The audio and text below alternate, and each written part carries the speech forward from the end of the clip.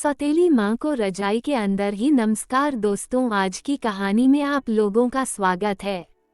मेरा नाम विनय है, मेरी उम्र 16 साल है। मेरे मम्मी पापा बाहर रहते हैं। मैं अपने घर पर सौतेली माँ के साथ रहकर अपनी पढ़ाई करता हूँ, क्योंकि मुझे अपने सौतेली माँ के साथ रहना बहुत ही ज़्यादा खुशी महसूस होती है, क्योंकि मेरा वह बहुत ज़्यादा ख्याल रखती है। मुझे कुछ हो जाता है तो वो मेरे ऊपर अपनी जान निछावर कर देती है।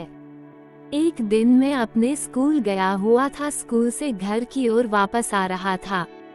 तभी मुझे धीरे धीरे ठंड लग जाती है। फिर मैं घर पर आता हूँ। उस दिन तो मुझे कुछ नहीं होता है, लेकिन जब मैं अगले दिन मैं स्कूल गया हुआ था पढ़ाई करने के लिए, तभी मुझे अचानक से चक्कर आने लग जाती है और मैं वहीं पर गिर जाता हूँ। फिर मुझे मेरे टीचर लोग उठाकर मेरे घर पर पहुँचा देते हैं। तभी होश आता है तो मैं देखता हूँ कि मैं तो अपने घर पर आ गया हूँ।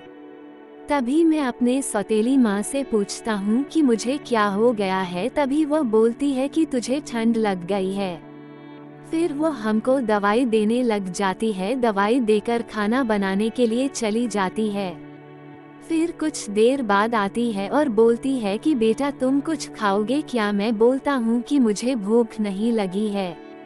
फिर मेरे को अपने पास सोने के लिए बोलता है। मैं उनको मना कर देता हूँ, मैं आपके पास भला कैसे सो सकता हूँ, मैं तो अब बड़ा हो चुका हूँ ना। तभी वह बोलती है कि तुझे ठंड लगी है ना, इसलिए मैं तुझे अपने पास सुला रही हूँ। अगर तुझे ठंड नहीं लगी होती तो तू आज अपने कमरे में अकेले ही सोता, क्योंकि मुझे डर लग रही है कि कहीं तू रात में बिना रजाई ओढ़े सो जाता होगा। आजा, अब ज्यादा जिद मत कर अकेले सोने के लिए। फिर मैं अपने सौतेली माँ के पास सोने के लिए चला जाता हूँ। हम दोनों एक ही रजाई के नीचे अब सो रहे थे।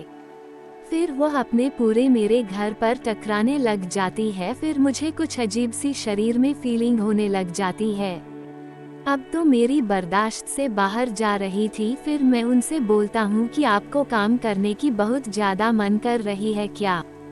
तभी वह बोलती है कि तुमको कैसे पता चला? मैं बोलता हूँ कि आप कब से ऐसी ऐसी हरकतें कर रही हैं, इसलिए मैं सोचा कि आपसे पूछ ही लूँ। हाँ, मुझे तो कई दिनों से बहुत ज़्यादा काम करवाने की इच्छा कर रही है, क्योंकि इस ठंड के मौसम में तेरे बड़े पापा मुझे छोड़कर बाहर चले गए हैं, इसलिए ठंड के मौसम में हम लोगों की बहुत ज़्यादा काम करने की इच्छा करती है, क्योंकि काम करने से बहुत ज़्यादा शरीर में गर्मी महसूस होने लग जाती है। फिर मेरी सौतेली माँ बोलती है कि तू एक बार मेरे साथ काम कर ले, तेरा ठंड एक ही दिन में भाग जाएगी। मैं बोलता हूँ कि ठीक है, क्योंकि मेरा भी अब बर्दाश्त से बाहर जा ही रहा था। अबे चल, काम करने पर ध्यान दे। फिर मैं उनका काम करने लग जाता हूँ। कुछ देर काम करने के बाद मुझे बहुत ज़्यादा गर्मी लगने लग जाती है।